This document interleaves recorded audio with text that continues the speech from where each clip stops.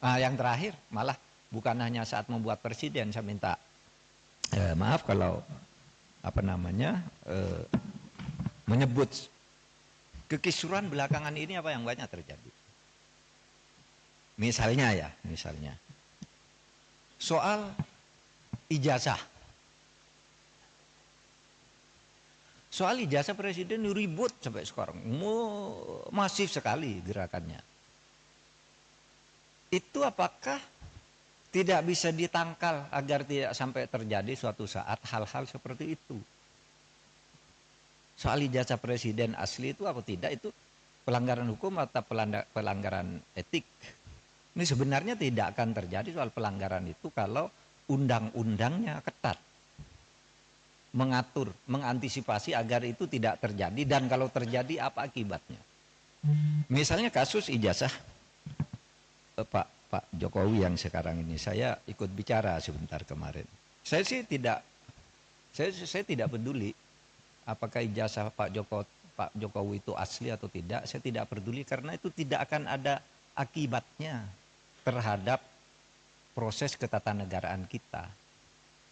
Dalam arti begini, taruhlah misalnya betul tuh ijazah Pak Jokowi palsu misalnya. Lalu ada yang mengatakan gini, kalau betul ijazah Pak Jokowi palsu, maka seluruh keputusan-keputusannya selama menjadi presiden itu batal, tidak sah. Saya bilang enggak lah. Apa hubungannya? Itu kan hukum tata negara. Kalau pidana iya. Pidananya bisa. Kalau terjadi pemalsuan, itu karena kebohongan. Kebohongan publik karena pemalsuan. Itu bisa, tapi pidana itu tidak menyangkut ketatanegaraan ke orangnya. Kalau ketatanegaraan misalnya pengadilan memutuskan hari ini, presiden kemarin ijazahnya palsu, maka semua keputusan jasa ya bubar negara ini. Undang-undang pemilu dia yang buat, pemilunya udah selesai, yang tanda tangan tuh presiden, apa tidak sah? Yang mengangkat hakim-hakim tuh tanda tangannya presiden, hakim MK, hakim MA. Apa putusannya batal semua? Pengangkatan menteri udah diangkat oleh presiden, tidak sah? Apa batal semua itu kebijakan perjanjian internasional dan sebagainya? Enggak. Enggak bakal tidak sah. Karena apa? Kalau pendekatannya hukum tata negara dan hukum administrasi negara, itu dalilnya itu keputusan yang sudah dibuat secara sah oleh kedua belah pihak, itu harus dijamin kepastian hukumnya. Wah, itu berlaku. Kalau salah ya sudah, misalnya kita kontrak dengan Cina, bikin jalan tol gitu, bikin kereta api gitu. Karena kita tidak senang lalu mau batal, ya Cinanya tidak mau. Kita terikat oleh hukum internasional juga dalam sengketa internasional. Atau kampus-kampus ini menjadi tidak sah semua ijazahnya. Karena apa? Yang mengangkat menteri, rektornya yang menandatangani ijazah itu. Menteri itu diangkat oleh presiden. Oleh sebab itu jangan terlalu ngelantur. Bicara keabsahan ijazah presiden kok dibilang lalu keputusannya tidak sah. Karena saya mengatakan begini, ini ada aja yang nanggapi. Saya lihat di TikTok. Seakan-akan apa? Mahfud MD sekarang sudah berubah. Sudah mendukung Pak Jokowi. Dia mengatakan bahwa kalau ijazahnya Pak Jokowi palsu, keputusannya tidak batal. Lah iyalah, bukan karena mendukung, memang begitu. Coba, teori apa yang bisa menyatakan itu? Kecuali pidana ya. Kalau pidana personal, bukan pada keputusan ketatanegaraannya. Iya, saya bilang. Yang saya katakan begini, ada yang tanya juga, Pak Mahfud, Anda kok enggak ikut-ikut nih?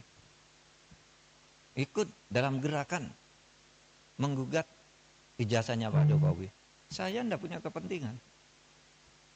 Apa? Kepentingan saya enggak ada. Makanya itu ditolak. Ditolak oleh pengadilan tuh bukan karena pengadilannya salah. Gini, mari saya jelaskan.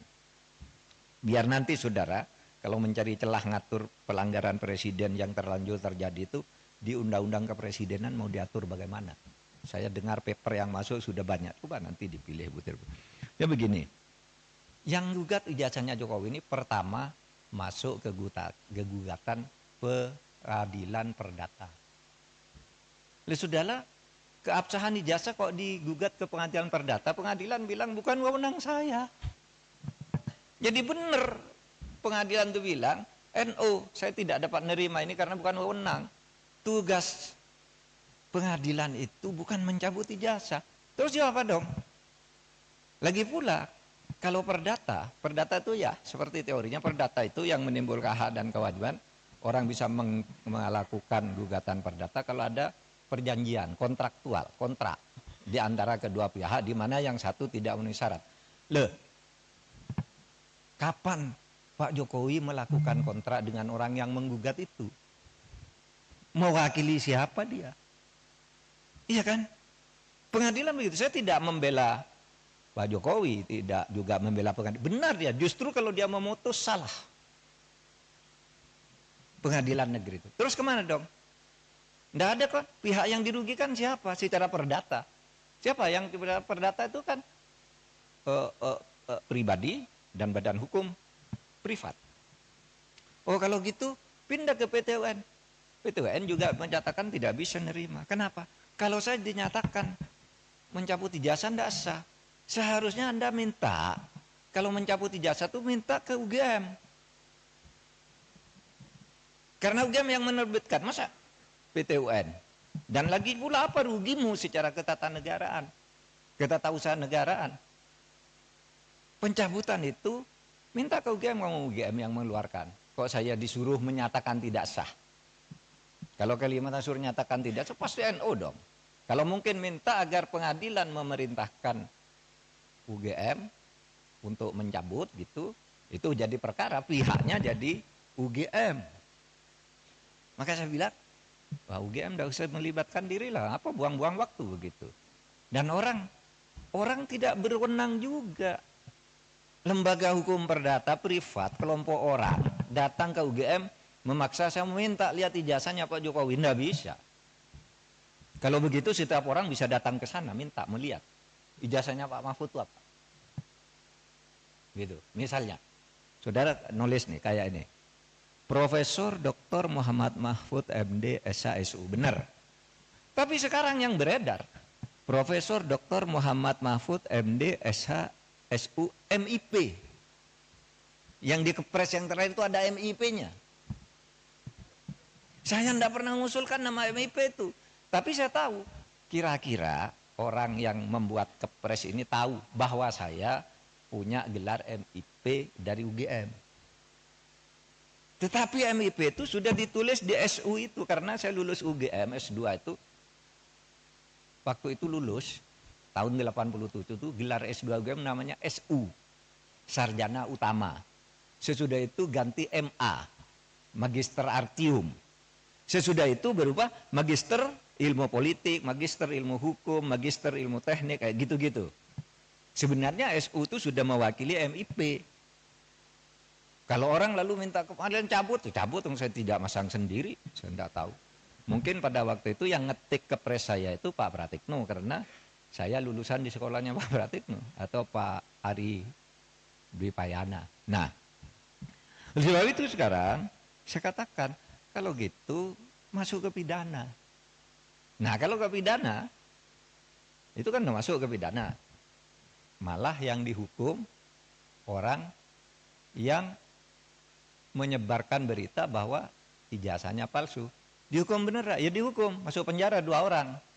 Karena apa? Dianggap menyebarkan berita bohong. Sekarang masih di penjara, belum keluar. Malah yang punya ijazahnya tidak dipersoalkan. Sekarang jalurnya sudah masuk, tinggal politisnya bisa enggak?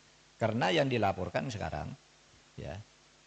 Yang dilaporkan sekarang itu adalah pemilik ijazah dan sudah dilaporkan ke Bareskrim. Nah kalau itu arahnya udah tepat, tinggal hukumnya nanti dinilai benar apa tidak. Itu palsu. Nah kalau gitu UGM boleh hadir, dipanggil pengadilan. Kalau cuma didatangi orang, saya minta ijazahnya, saya minta skripsinya untuk apa? Kalau saya enggak boleh. Sudah benar tuh UGM. Gitu. Nah,